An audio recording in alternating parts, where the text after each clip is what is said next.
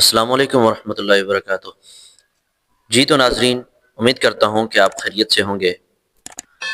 تو جو ہمارے چینل پر نئے ہیں، سب سے پہلے ان سے درخواست ہے کہ وہ ہمارے چینل کو سبسکرائب کر دیں اور لائک کر دیں، اور ویڈیو جس طرح آپ کو پتہ ہے کہ میں اکثر لے کر آتا ہوں، اور کافی دن ہو گئے ہیں، ابھی کافی دنوں کے بعد جو ہے ابھی رجب کا مہینہ شروع ہوا تو ہے، اس کے مناسبت سے ایک ویڈیو لے کر حاضر ہوا ہوں، جو آج ہم سوالات کریں گے اردو اے آئی سے حضور صلی اللہ علیہ وسلم کے معراج کے بارے میں، کہ حضور صلی اللہ علیہ وسلم معراج پر جو گئے ہیں ان کے لیے تفصیلات میں اردو اے آئی کیا جواب دیتا ہے ہمیں۔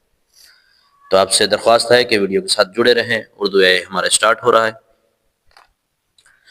السلام علیکم۔ بالکل ٹھیک ہے۔ وعلیکم السلام، کیسے ہیں آپ؟ الحمدللہ، جی شکر ہے، بالکل خیریت ہے جی، ٹھیک ٹھاک۔ معراج کے حوالے سے ہمیں ذرا تفصیل کے ساتھ گفتگو کریں گے آپ؟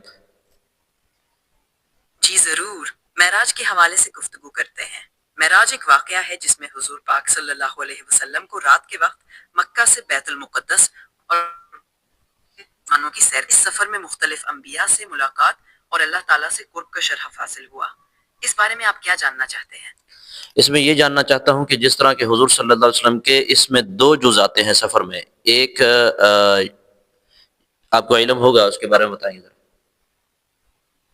جی بالکل، اس سفر میں دو اہم مرحلے شامل تھے۔ پہلا مرحلہ اسرا کہلاتا ہے، جس میں حضور صلی اللہ علیہ وسلم کو راتوں رات مکہ سے بیت المقدس لے جایا گیا۔ دوسرا مرحلہ معراج ہے، جہاں سے آپ کو آسمانوں کی سیر کرائی گئی اور اللہ تعالیٰ سے ملاقات ہوئی۔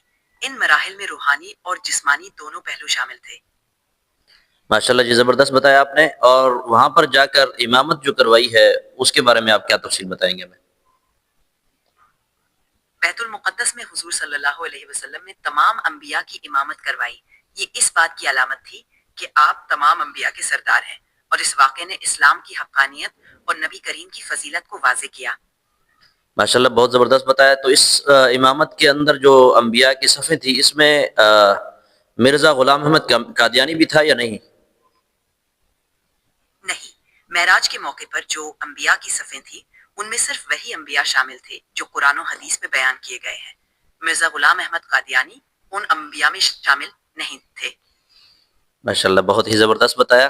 تو وہاں پر جو ہے پہلے آسمان کے اوپر کس کے ساتھ ملاقات ہوئی ہے، اس کے بارے میں ذرا۔ معراج کے سفر میں پہلے آسمان پر حضور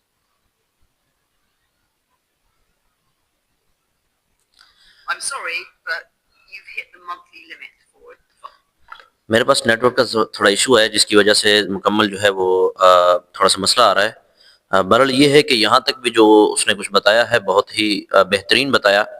تو آپ سے گزارش ہے کہ اس ویڈیو کو جس نے بھی دیکھا ہے آگے جو ہے شیئر کر دیں، اور تاکہ دوسرے بھی ہمارے ساتھ لوگ جڑیں۔ اور اردو اے آئی سے جو اگلا سوال ہے وہ آپ حضرات مجھے بتائیں گے کمنٹس کے اندر کہ میں کون سا سوال اردو اے آئی سے کروں۔ جزاک اللہ خیرہ۔